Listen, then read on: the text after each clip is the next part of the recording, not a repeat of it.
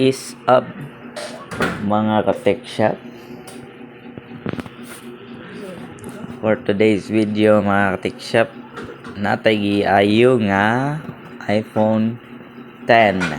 Ang guba niya mga ka-tech shop kay LCD o ang iyang back housing. Kani siyang cellphone na mga ka-tech shop, kadaghan na gini siya naguba, kadaghan na gipaayo sa customer. Unang problema ani LCD. Unya natagak ni niya. Naligsan pag og sakyanan. Ikatulo na ni niya gipaayo mga ka-tech shop. So karon mga ka-tech shop, akong gi-check ang back housing perti nagyong gubaa. So ilisan na gini siya kaning back housing.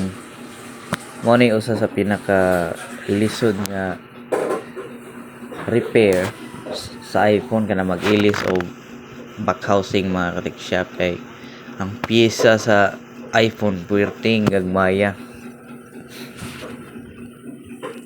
So ako siyang ginahinay og transfer mga ka-tech shop. Unya niabot jug 4 ka oras akong repair ni mga ka-tech shop.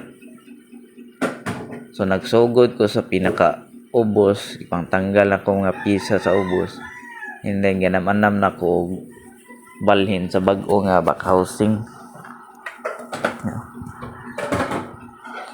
Kaning mag-repair kag or mag-transfer ka sa mga pisa ani mga ka-tech shop, mura sa kag nagduwa og ganing sa tawag gani Rubik's cube. Kay dapat nimo pangitaon gini mo saon pag disassemble ba kay ang kaning mga wiring sa niya perting ni pisa. So makalibat yun ang pag transfer sa mga pisa aning iPhone mga ka-tech shop, no? Mo jud siguro yung mahal gigay ning repair ani niya kay lima kag ni abot og 4 hours nga akong kumbati haya ni. So mo to mga ka-tech shop, first time din ako mga ka-tech shop mag-transfer sa mga pisa sa iPhone. I-compare nimo sa Android phone mga ka-tech shop, layo ra kayo, mas dali ra jud kayo ang sa Android yun kumpara aning iPhone. Mas kuti jud kayo ning iPhone. Ang ikaduha nga lisod i-disassemble kaning mga Samsung sad, pero layo ra gyud ning iPhone mga ka-tech shop, pero tiging kutiha ning iPhone. Daghang kag proseso nga gian. Imagine gud mo take gud 4 hours pag transfer lang sa mga pisa. I-compare nimo sa Android phones nga mga 1 hour siguro ma-transfer na nako tanan ng pisa. Dali ra kayo. Anyway mga ka-tech shop, so first time na kog transfer nya na okay ra man sad siya. Nigana ra man sad siya, mura lang gid siya bag-o hinuon. Meaning napun-an na akong skills mga ka-tech shop. So instead of kanang Android phone lang akong dawaton sa mga repair or kaning mga tablets lang, modawat na sa tag mga iPhone kay nakabalo naman ta, naka-experience naman ta, no? So ako kayo ni siya addition, murag napun-an ang akong kumbaga kung naaka sa gubat napun-an ang imong weapons, di ba? Mo nay advantage nga kana ganing imo yung atubangon ang mga problema ba or mga issues nga i-assign sa imuha. Sama ra gud na sa trabaho gud nga for example na i-assign sa imuha nya magpa-dili ka kay di ka kamao. So ang may tabo ana mga ka-tech shop, ma-stagnan ka sa imong current nga knowledge. Whereas kung imong dawaton ang task nga gi-assign sa nimo na kay katunan nga bag-o, di ba? So in case nga magtinaktakay sa kumpanya, syempre agatong mga daghan ng nakatunan mo gito mahabilin kay mo toy gamit kayo. So mo ni advantage sa kanang willing yung ka makatuon mga ka-tech shop. Sama niyo nakamaon na tag iPhone, edi meaning ani mudawat na tag iPhone repair, di ba? Except sa kaning motherboard nga issue kay wala pa man nato matun-an mga ka-tech shop. Kanila sa mga kuan lain nga issue kaning aside sa motherboard. Alright, so auto mga ka-tech shop, gamit kayo if imo jud nga tubangon ng kanang mga task nga ipanghatag sa imuha. Kaya di mo na ihatag sa imuha kung di nimo makaya unless ikaw na mismo mo baliba, di ba? Alright, let's go. Usa sa mga rason nga nang mahal kayong repair ning iPhone mga ka-tech shop kay ang kaning iPhone daghan kay ni siya screws nya lain-lain nga klase nga screws na kuan na upat ka tiil na tulo ka basta daghan gani siya kuan mga ka-tech shop. So mo invest jud kag tools ani para ma-fix gini nimo kay di man ni siya madag kanang ordinary lang nga screws nga magpalit pa jud kag kuan ani niya kaning mga tweezers kaning blades para lang gyud nga ma-repair gini nimo mga tech shop ba. Yan napatoy katong LCD opener mga tech shop tag 2,000 gito siya aside sa mga screwdrivers nga perting mahal la mga tech shop mo nang ang repair ni mahal gini siya.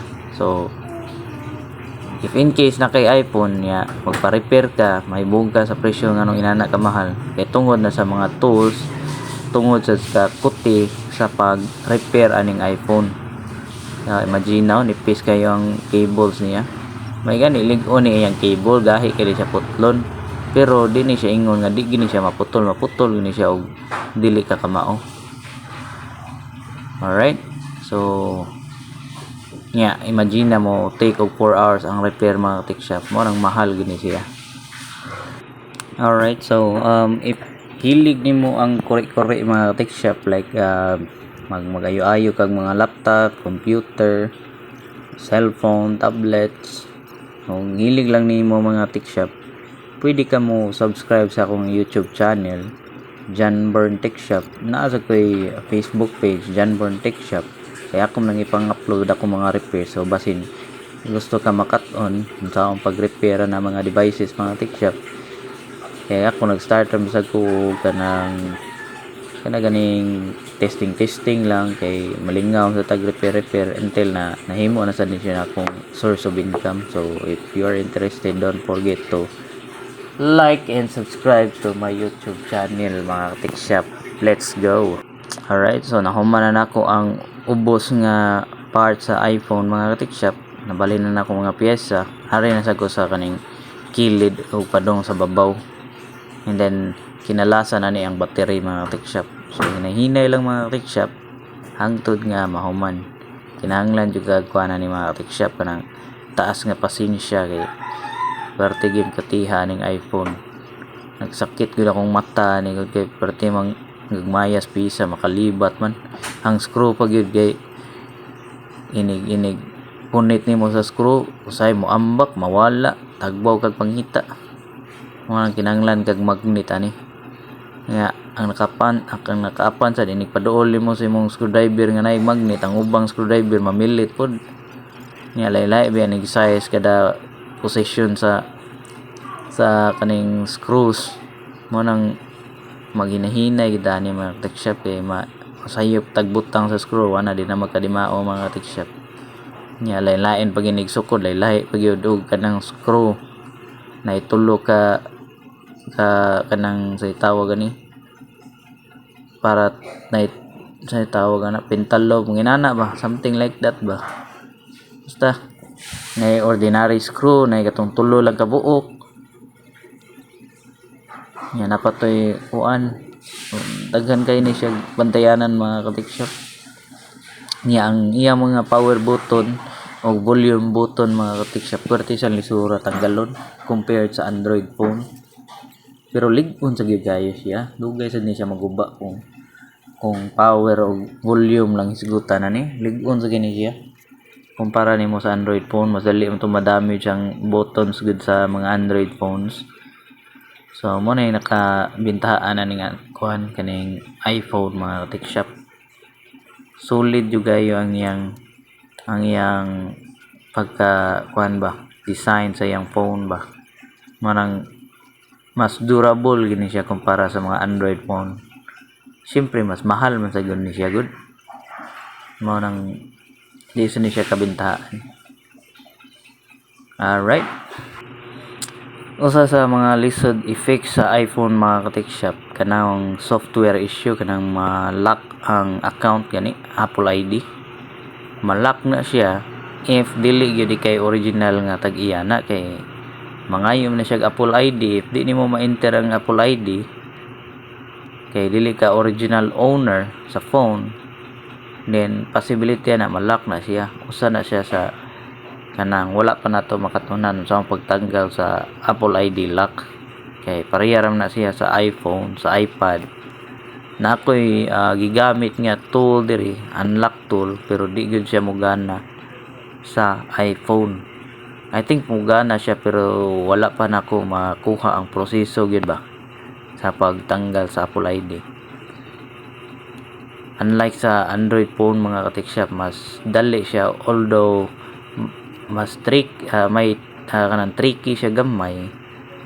Mo take gyapon time kay mag-research pa ka, pero eventually makuha ra gyud nako ang katong sa Android.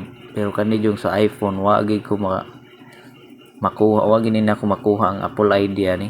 Kadaghan ako nakadawat og Apple ID sa igong testing, di gyud siya.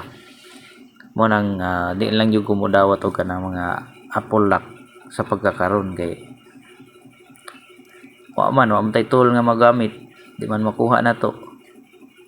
Kaya ang ato lang ma-fix aning mga Apple sa iPhone mga tech shop kani mga hardware issue except sa motherboard issue, no? So if now may mga iPhone nga dili motherboard issue, di sa Apple lock nga issue, pwede ra na nato i-check mga tech shop. Okay?